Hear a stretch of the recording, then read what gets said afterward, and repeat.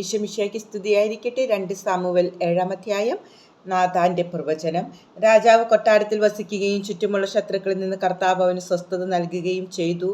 അപ്പോൾ നാഥാൻ പ്രവാചകനോട് പറഞ്ഞു, നോക്കൂ, ദേവദാരു കൊണ്ടുള്ള കൊട്ടാരത്തിൽ ഞാൻ വസിക്കുന്നു. ദൈവത്തിന്റെ പേടകമോ കൂടാരത്തിലിരിക്കുന്നു. നാഥാൻ പ്രതിവചിച്ചു, യുക്തം പോലെ ചെയ്തു കൊള്ളുക, കർത്താവ് നിന്നോട് കൂടെയുണ്ട്. എന്നാൽ ആ രാത്രി കർത്താവ് നാഥാനോട് അരുളിച്ചെയ്തു, എൻ്റെ ദാസനായ ദാവീദിനോട് പറയുക, കർത്താവ് അരുളി ചെയ്യുന്നു, എനിക്ക് വസിക്കാൻ നീ ആലയം പണിയുമോ? ഇസ്രായേൽ ജനത്തെ ഈജിപ്തിൽ നിന്ന് കൊണ്ടുവന്നത് മുതൽ ഇന്നുവരെ ഞാൻ ഒരാലയത്തിലും വസിച്ചിട്ടില്ല. കൂടാരത്തിൽ വസിച്ചുകൊണ്ട് ഞാനും സഞ്ചരിക്കുകയായിരുന്നു.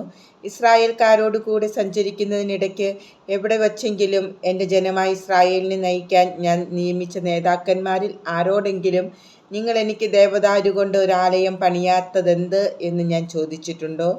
അതുകൊണ്ട് നീ ഇപ്പോൾ എൻ്റെ ദാസനായ ദാവീദിനോട് പറയണം, സൈന്യങ്ങളുടെ കർത്താവ് അരുളി ചെയ്യുന്നു, ആട്ടിടയനായിരുന്ന നിന്നെ മേച്ചിൽ സ്ഥലത്ത് നിന്നെടുത്ത് എൻ്റെ ജനമായ ഇസ്രായേലിന് അധിപനായി ഞാൻ നിയമിച്ചു. നീ പോയിടത്തെല്ലാം ഞാൻ നിന്നോട് കൂടി ഉണ്ടായിരുന്നു. നിന്റെ മുമ്പിൽ നിന്റെ ശത്രുക്കളെയെല്ലാം ഞാൻ നശിപ്പിച്ചു. ഭൂമിയിലുള്ള മഹാത്മാക്കളെ പോലെ നിന്നെ ഞാൻ മഹാനാക്കും. എൻ്റെ ജനമായ ഇസ്രായേലിന് ഞാൻ ഒരു സ്ഥലം കൽപ്പിച്ചു കൊടുക്കും. അവർ ഇനിയും സുരക്ഷിതരായി സ്വന്തം സ്ഥലത്ത് പാർക്കേണ്ടതിന് ഞാൻ അവരെ നട്ടുപിടിപ്പിക്കും. എൻ്റെ ജനമായ ഇസ്രായേലിന് ഞാൻ ന്യായാധിപന്മാരെ നിയമിച്ചാക്കുന്നതിന് മുമ്പുള്ള കാലത്തെ പോലെ ദുഷ്ടന്മാർ അവരെ ഇനി പീഡിപ്പിക്കുകയില്ല. ശത്രുക്കളിൽ നിന്ന് നിനക്ക് ഞാൻ ശാന്തി നൽകും. നിന്നെ ഒരു വംശമായി വളർത്തുമെന്നും കർത്താവ് അരുളി ചെയ്യുന്നു. ദിനങ്ങൾ തികഞ്ഞ് നീ പൂർവികരോട് ചേരുമ്പോൾ നിന്റെ ഔരസപുത്രനെ ഞാൻ ഉയർത്തി അവൻ്റെ രാജ്യം സുസ്ഥിരമാക്കും. അവൻ എനിക്ക് ആലയം പണിയും. അവൻ്റെ രാജസിംഹാസനം ഞാൻ എന്നേക്കും സ്ഥിരപ്പെടുത്തും. ഞാൻ അവന് പിതാവും അവൻ എനിക്ക് പുത്രനും ആയിരിക്കും. അവൻ തെറ്റ് ചെയ്യുമ്പോൾ മാനുഷികമായ ദണ്ഡും ചമ്മട്ടിയും ഉപയോഗിച്ച് ഞാൻ അവനെ ശിക്ഷിക്കും. എങ്കിലും നിന്റെ മുമ്പിൽ നിന്ന് ഞാൻ തള്ളിക്കളഞ്ഞ സാവൂളിൽ നിന്നെന്ന പോലെ അവനിൽ നിന്ന് എൻ്റെ സ്ഥിരസ്നേഹം ഞാൻ പിൻവലിക്കുകയില്ല. നിന്റെ കുടുംബവും രാജ്യത്വവും എൻ്റെ മുൻപിൽ സ്ഥിരമായിരിക്കും. നിന്റെ സിംഹാസനം എന്നേക്കും നിലനിൽക്കും.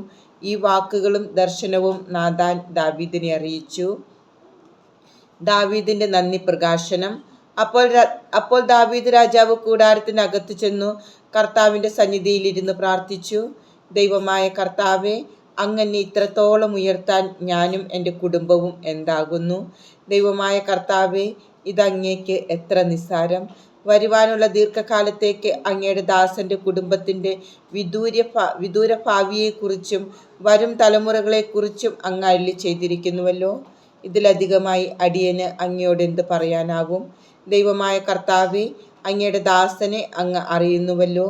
അങ്ങയുടെ വാഗ്ദാനവും ഹിതവും അനുസരിച്ച് അങ്ങയുടെ ദാസനെ അറിയിക്കേണ്ടതിന് ഈ വൻ കാര്യങ്ങളെല്ലാം അങ്ങ് നിറവേറ്റിയിരിക്കുന്നുവല്ലോ. ദൈവമായ കർത്താവെ, അങ്ങ് ഉന്നതനത്രേ, അങ്ങ് അതുല്യനാണ്. ഞങ്ങൾക്ക് അതുകൊണ്ട് കേട്ടതനുസരിച്ച് അവിടുന്നല്ലാതെ വേറെ ദൈവമില്ല.